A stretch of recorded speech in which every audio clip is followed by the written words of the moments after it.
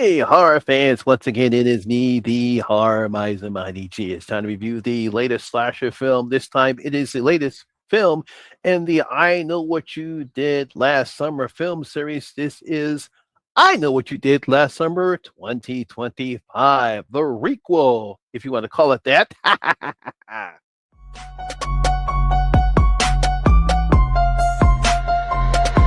Y'all ready for this?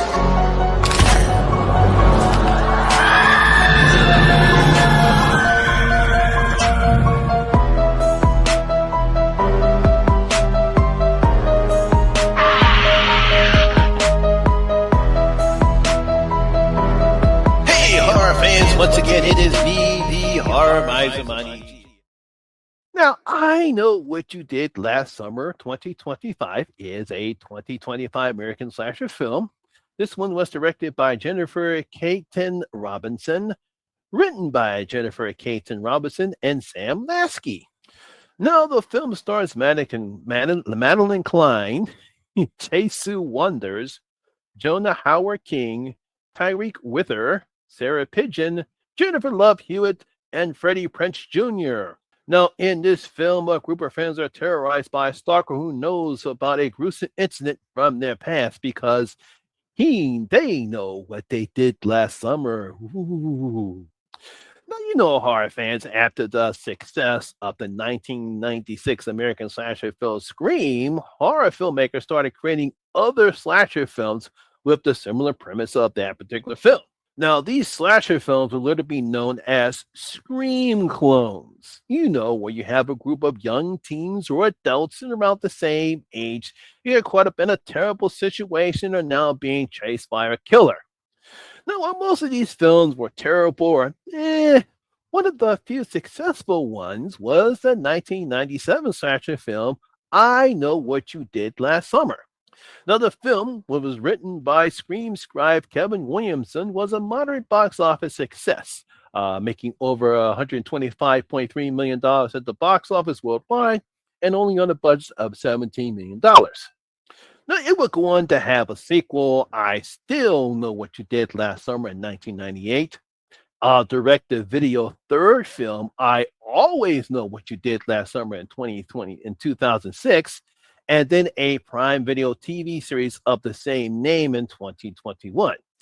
So now we have American film director, writer Jennifer Caton Robinson. She brings us the latest entry to this film series, once again called I Know What You Did Last Summer, and I put in the year 2025. Now, in this film, we're introduced to Ava Brooks, who is returning to her hometown to help celebrate her best friend Danica Richards' engagement to Teddy Spencer, where she is also reunited with her old crush, Milo Griffin. Now, after the party ends, they all decide to head to the cliffs to watch the fireworks and also convince their former friend Stevie Ward to come with them. Hey, let's have some fun. Let's watch the fireworks. Now, everything seems fine until Teddy causes an accident that results into the death of a driver, and then they vow not to tell anyone. I mean, you couldn't have had this set up almost similar to the original film, but the same crap happens in this film that happened in the original 1997 film. A year later, Ava returns to celebrate Danica's bridal shower to another man, not Teddy. And then when Danica opens up a letter that's written in it, I know what you did last summer. And of course, chaos ensues. That's basically what the film is about. To be honest, it's almost a carbon copy of the original film. You know, when watching this film, I was hoping that Jennifer and her team would try to do something different or add something new to make this film stand out to the others. I mean, that's basically what you would like to do. You want to do the same thing that you saw in the original 97 film that you're going to see in this film. I mean, even though you bring back Jennifer Love Hewitt and Freddie Prinze Jr. returning in their roles from the first two films, I still hoped that this would be something different, but I should have known better. I mean, what we have here is your typical slasher film that lacks anything, and I do mean anything from the original film they gave us, which was interesting characters and intriguing mystery on who the killer was, decent chase scenes with the killer, and of course, the killer itself. All those things were great in the original 1997 film, but we don't get any of that here. In fact, what we get here is the same cliche story that we've seen before in other slasher films. We get the cliche, we get the characters might have the same, might not be the same character tropes that we've seen in slasher films, but it's the same cliche story. It's nothing good happens here. I mean, if you want to make a decent slasher film, you want to make sure that the audience cares enough of what's happening to the characters. And Jennifer and her writing partner, Sam Lansky, have failed to do that in this film. I mean, throughout the film, throughout the entire runtime, I didn't care about anyone in Ava's circle of friends, as there's really no character development with any of the characters to make me care about anybody in this film. I mean, so when the killing starts and the bodies start dropping, their deaths don't have the impacts like the deaths happen in the first film. I mean, one of the impacts of Sarah Michelle Gellar's Helen Shaver's death in that film, because we would hope that she would escape, but her death was so impactful. It had a very stunning effect on that particular film. Even the deaths that happened in the sequel, I Still Know What You Did Last Summer, that has impactful deaths. None of these deaths here don't have, it does have the same impact. I mean, to be honest, you really can't fault the cast as Chase Sue and Wonders. I mean, she's okay as Ava, but unfortunately, she doesn't have the chemistry with any of her co-stars. And that's mainly due to the script that Jennifer and Sam has given them. There's really nothing that anybody can't do to make it give this film any heart, any weight, or any type of depth to any of these characters that you need for a film like this. I mean, some of the things that happen in this particular film, we never are given a clear picture on what happened between Teddy and Danica and how they broke up, just given some type of a little brief exposition. That's it. And it's obviously that something's going weird on with Milo, but that's never explored. For some reason, he seems to wants to have sex with Ava, but when the opportunity arises, he backs off. But that aspect is never explored. There's something going on with him, but unfortunately, never really explored that aspect between what's Milo. And it's like, well, how come you don't want to take it? It's because you're afraid because she's into BDSM. That could be the reason why. Maybe that, but that's not even explored. Now, another problem that I have with this film is that the kills, they're just lackluster and dull, unlike the kills in the first or second film. As I stated earlier, they simply don't have the impact that is needed in order to make an effective slasher film. I mean, like I said before, if you want to make a decent slasher film, if you want the audience to care what's happening to the people in the film, then the characters have to be, the audience should care enough what's happening to the characters so that way we are afraid when the danger starts. That's what we really liked about the original film. We cared about Julie, we cared about Ray, we cared about Helen. We cared about all three of those characters. Here, we don't care about any of them. I know I didn't. And since I didn't care about the characters, I didn't care enough when they got killed. Although there was one kill that I thought was pretty good. I mean, the effects are okay. Some of the kills are kind of taken off character. It's not gory enough. Or enough. It's like even though this is an R-rated film, you think it would at least have some decent gore effects, but looks like they were too afraid to push the envelope.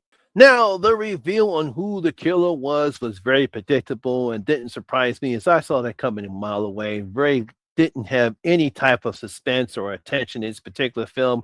Once I figured out what was going on, and when that happened, when right at the start of the third act of the film, wasn't surprised at all. Now, I don't know if anyone else had a problem, but I didn't actually have a problem with Jennifer Love Hewitt and Freddie Prinze Jr. As Scream 2022 did the same thing by bringing back the trio.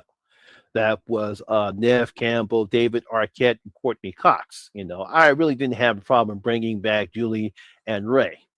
The main thing I didn't want is that I didn't want them to dominate the film because the movie should focus on the new cast, and that would not be a problem for me. You want to make sure that, yeah, they're there for a purpose, and they do have a purpose in this particular film, but you don't want them to dominate the film.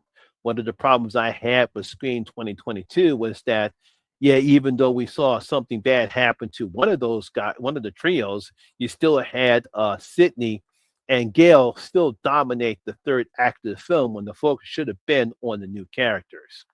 Now, I will give the film credit because the film does have two cameos that I didn't see coming, so I'll give the filmmakers credit for that. I'm pretty sure most fans will enjoy them. I won't reveal them who they are, but if you saw the film, I'm pretty sure you enjoy seeing those people. Now, the main problem that I have with this film is what occurs in the third act, is I really don't know how I'm supposed to feel about it.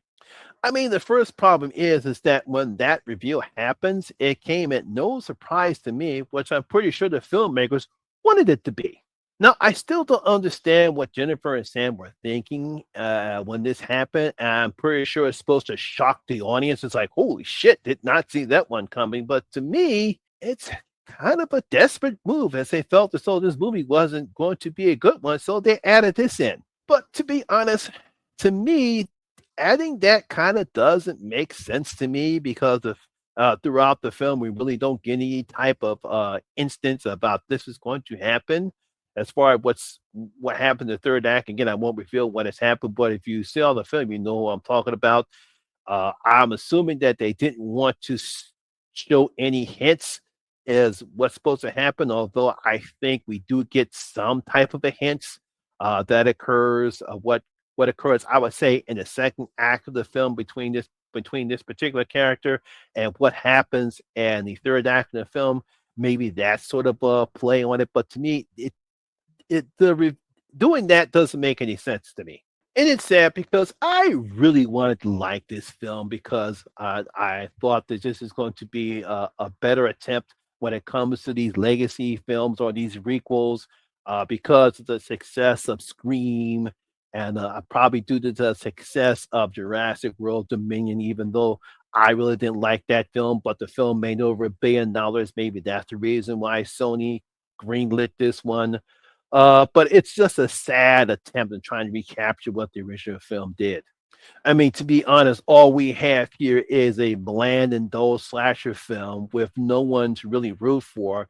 I'm supposed you're supposed to root for Ava and Danica, but they don't put enough in the film to make you pull for them. You kind of feel a bit sorry for. I kind of feel sorry for the actresses that portrayed this film, because they were settled with such a bad script, lackluster kills, and a very poor attempt to shock longtime fans of the series. Now, it's been kind of hard trying to give a rank on this particular film.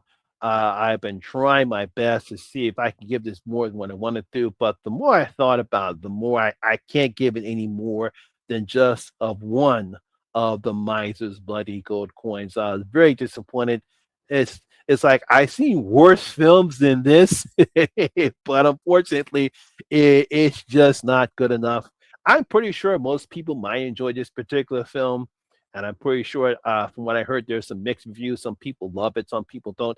For me, just a very sad attempt on this requels here, or these legacy stuff they've been doing here when it comes to slasher films. So there you have it, horror fans. That is my video and review of I Know What You Did Last Summer 2025. I hope you did enjoy it. If you did, please give me a thumbs up, like, and share. It really helps out with that YouTube algorithm. Have you seen this film? What you thought about it? Did you enjoy it, or did you didn't enjoy it like I didn't? Please leave your comments in the comment section below and tell you thought about the film. Also, if you're new here, please hit that subscribe button, ring that notification bell. That way, we notify anytime when I put up new videos such as this one. Once again, my name is Lamont Smith, better known as the Horror Miser Money G, and always remember that horror rules. And I'll see you in my next video. Guys, stay safe out there.